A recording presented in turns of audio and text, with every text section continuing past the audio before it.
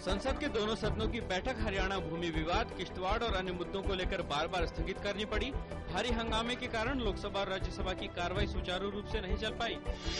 राज्यसभा में भाजपा के सदस्यों के विरोध के तरीकों को लेकर सभापति हामिद अंसारी दिखे काफी नाराज। उन्होंने इसे संसदीय व्यवस्था में अराजकता फैलाने वाला कदम करार दिया।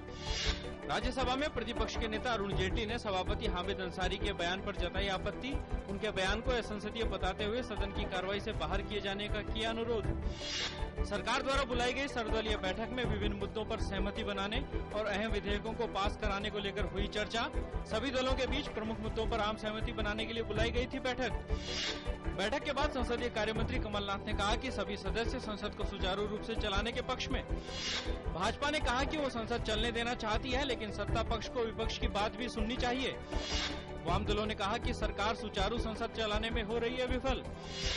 आंध्र प्रदेश से केंद्रीय मंत्रियों, सांसदों, विधायकों और विधान परिषद के सदस्यों ने आज अलग तेलंगाना राज्य बनाने के विरोध में संसद भवन परिसर में गांधी जी की प्रतिमा के सामने किया प्रदर्शन। हाथों में बैनर लिए करीब 75 की संख्या में इन जनप्रतिनिधियों ने संयुक्त आंध्र के पक्ष में लगाए नारे। सीएजी की बहुचर्चित अगस्ता वेस्टलैंड हेलीकॉप्टर घोटाले से संबंधित रिपोर्ट संसद में की गई पेश।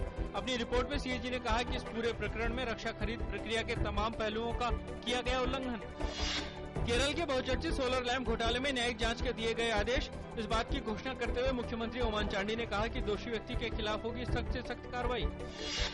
शेयर बाजार में बढ़त, सेंसेक्स 283 अंक की बढ़त के साथ 19,230 पर हुआ बंद।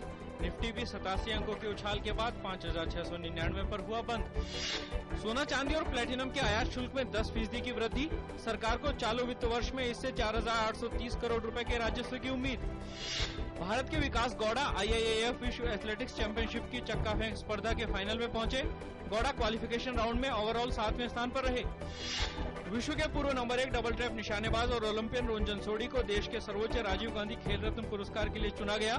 बैडमिंटन खिलाड़ी PV सिंधु और क्रिकेटर विराट कोहली को मिलाकर 15 खिलाड़ियों को मिलेगा अर्जुन पुरस्कार।